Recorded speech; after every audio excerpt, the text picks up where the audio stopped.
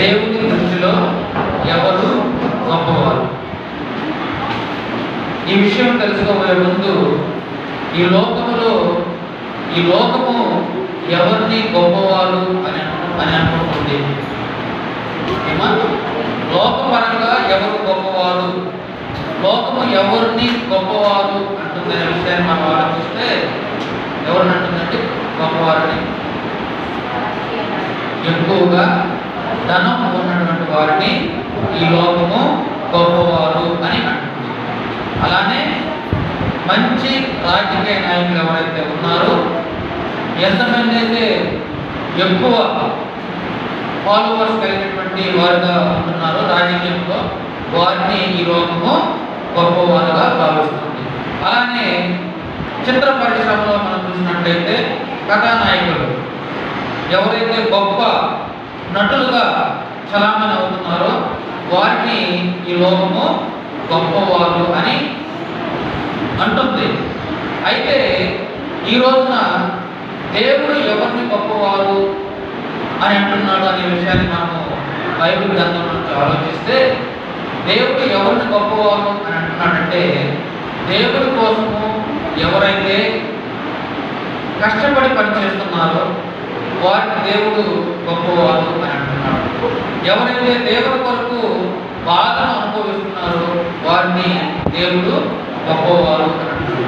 ఎవరైతే దేవుడి కొరకు ప్రాణాలను ఇవ్వటము కూడా, ప్రాణాలను కూడా లెక్క చేయకుండా అనంగా పెడుతున్నారో వారిని దేవుడు గొప్పవాడు అని అంటారు.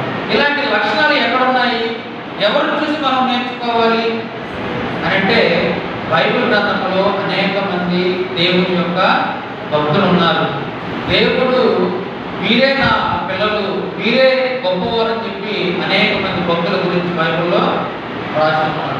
అందులో మనందరికీ తెలిసినటువంటి ప్రవక్త మోషే గారు. ఈ మోషే గారు ఎవరు అనే విషయాన్ని మనం ఆలోచిస్తే, చూడండి, హెబ్రీయులకు రాసినటువంటి పత్రికలో మంచి మాట రాయబడింది. ఆయన గురించి ఒకసారి మనం జ్ఞాపకం చేసుకుందాం. హెబ్రీయులకు రాసినటువంటి పత్రిక 11వ అధ్యాయము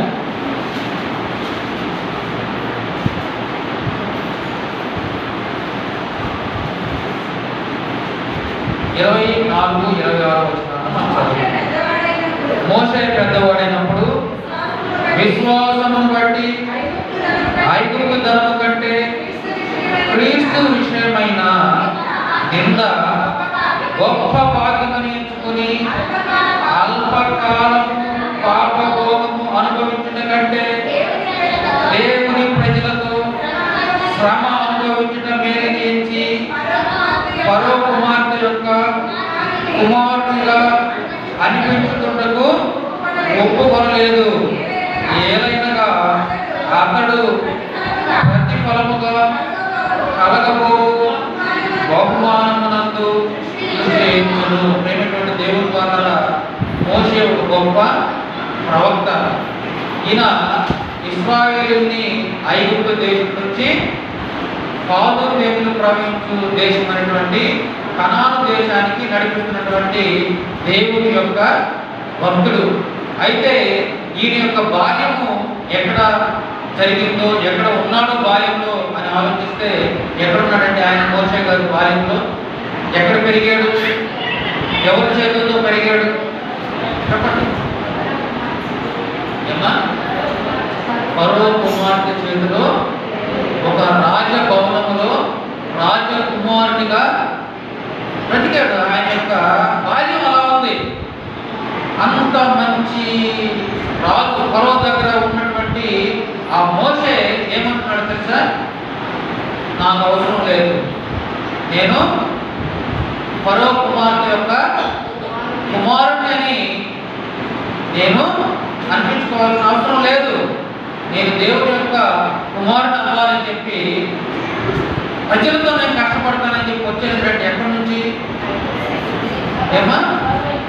ఫరో ఇంటిలో నుంచి ఫరో కుమార్తె తన పెంపుడు తల్లి అవసరం లేదు నాకని చెప్పి విడిచిపెట్టి వచ్చేసి ఎవరి కోసం వచ్చాడు?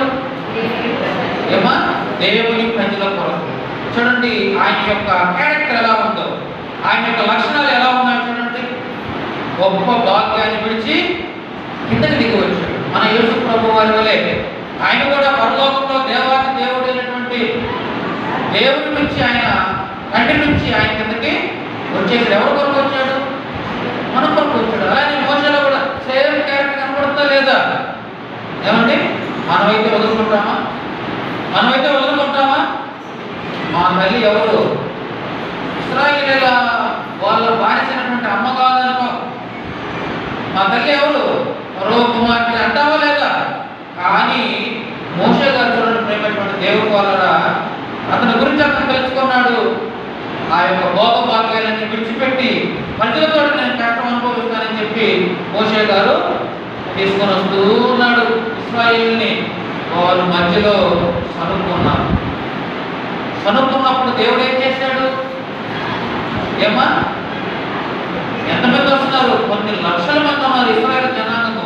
వాళ్ళు వస్తూ వస్తూ వస్తూ ఆ అరణ్యంలోకి వచ్చిన తర్వాత మేము ఆహారం లేక ఇక్కడ మేము చనిపోవాలని చెప్పి సనుక్కున్నప్పుడు, అమ్మ అంతమందికి అన్నం పెట్టాలంటే ఎంత కష్టము? మన చర్చలు ఎంతమంది ఉంటాం మనందరము? మన కుటుంబాలు ఎంతమంది ఉంటాం మనందరము? మా అంటే ఒక 200 మంది ఉంటామా? 200 మందికి భోజనం పెట్టాలంటే ఎంత కష్టము? ఎంతో మనం ప్రిపేర్ చేసుకుంటాము. అలాంటిది కొన్ని లక్షల మందిని మోషే గారు తీసుకొని వస్తూ ఉన్నారు. అప్పుడు వాళ్ళు సనుక్కుంటున్నారు, ఏమయ్యా మోషే గారు, మీరు ఇంత దూరం తీసుకొని వచ్చారు అరణ్యంలో, మేము చనిపోవడానికి అన్నప్పుడు దేవుడు ఏం చేసినట్టు? దేవుడు మోషే పక్షాన ఉన్నాడు కదా. దేవుడు ఏం చేశాడు? మోషే బాధపడకుండా పరలోకం నుంచి మన్నాను కురిపించాడు. ఇక్కడ మోషే గారు ప్రార్థిస్తే దేవుడు మన్నాను కురిపించాడా? లేకపోతే ఇశ్రాయేలును పరీక్షించడానికి దేవుడు మన్నాను కురిపించాడా? బైబిల్లో నుంచి మనము చూద్దాం. చూడండి, నిర్గమకాండము 16వ అధ్యాయము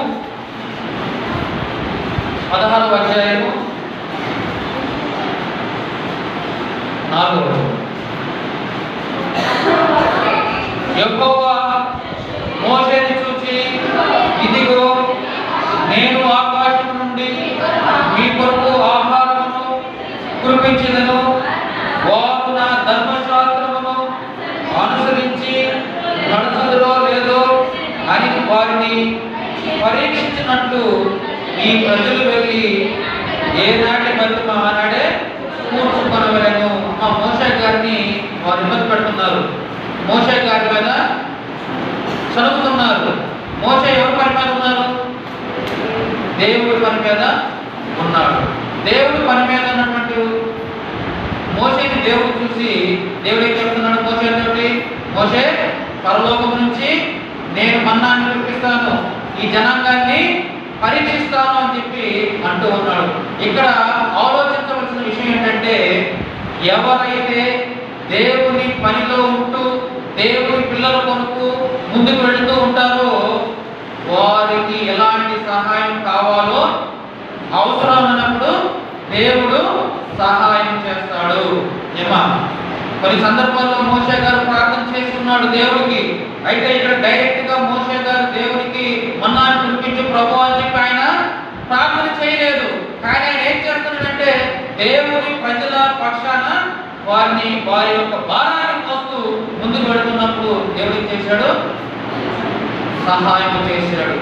మోషే బాధపడకుండా ఇబ్బంది పడకుండా ఆయన పరలోకం నుంచి మన్నాను కురిపించాడు. ఈరోజు ప్రేమైనటువంటి దేవుని వల్ల వాక్యం వింటున్నటువంటి మీ అందరితో నేను తెలియజేసింది ఏంటంటే, ఎవరైతే దేవుని పని చేస్తున్నారో, ఎవరైతే దేవుని యొక్క ఆలయం పని చేస్తున్నారో, పరిచయం చేస్తున్నారో, దైవ జనులకి ఆతిథ్యం ఇస్తున్నారో, వారి పక్షాన తగిన సమయంలో దేవుడు సహాయం చేస్తాడు అని చెప్పి ఈ యొక్క వాక్య భాగం ద్వారా మనం తెలుసుకోవచ్చు.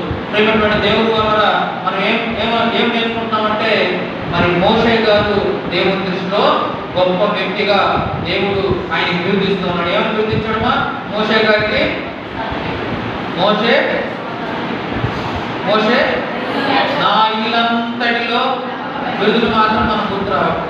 ఏమా, చిరంజీవి గారికి ఏం బిరుదంటే చెప్తాం, ఎన్టీ రామారావు గారికి ఏం బిరుదంటే చెప్తాం. ఎందుకు? దివారాధన ధ్యానించాము కనుక. ఏమా, లేకపోతే వాణిశ్రీకి ఏమంటే చెప్తాం. ఏమో విజయ నిర్మలకి ఏం బిరుదంటే చెప్తాం. ఇవన్నీ గుర్తుంటాయి. మోషే గారికి ఏం బిరుదంటే మాత్రం ఎప్పుడు చెప్పు నమ్మకమైనవాడు. మోషే గొప్పవాడు అంట, ఆయన దృష్టిలో గొప్పవాడు. లోకం దృష్టిలో గొప్పవాళ్ళు అనేక మంది ఉన్నారు. గిన్నీస్ బుక్ ఎక్కితే వాళ్ళందరూ గొప్పవాళ్ళే లోకం దృష్టిలో. కానీ దేవుడి దృష్టిలో గొప్పవాడు అంటే దేవుడి కొరకు బ్రతికేవారు, దేవుడి కొరకు కష్టపడేవారు, దేవుని యొక్క పనులు చేసేవారు, దేవుడి కోసం అవసరమైతే ప్రాణాలు కూడా పనం పెట్టేవారుగా ఆయన కావాలంటూ ఉన్నాడు. ప్రియమైనటువంటి దేవుని ద్వారా అలానే మరొక క్యారెక్టర్ మనం చూసినట్లయితే మోషే తర్వాత ఇశ్రాయేలు జనాంగాన్ని నడిపించినటువంటి వ్యక్తి ఎవరంటే యెహోషువ గారు. యెహోషువ గారు ఈయన మోషే పరిచారకుడు. మోషే చేస్తున్నటువంటి ఆ ప్రార్థనలో కానీ ఆయన భయభక్తులు కానీ ఈయన చూసి ఉన్నాడు. ఎవరు? యెహోషువ గారు. చూసి యెహోషువ మోషే గారి నాయకుడు తర్వాత ఆయన నాయకుడిగా ఇశ్రాయేలు నడిపిస్తూ ఉన్నాడు. మధ్యలో ఏమొచ్చిందంటే యుద్ధం వచ్చింది. యెహోషువ ఇశ్రాయేలీయులు ఒక పక్షాన ఉన్నారు, దేవుడు వారి పక్షాన ఉన్నాడు. వారికి ఆపోజిట్ ఎవరు వచ్చారంటే అమోరీయులు వచ్చారు. వీరేం చేస్తున్నారంటే ఇశ్రాయేలుతో యుద్ధానికి వచ్చారు. అప్పుడు దేవుడు అంటున్నాడు, మీరు భయపడద్దు, యుద్ధము నాదే, మీరు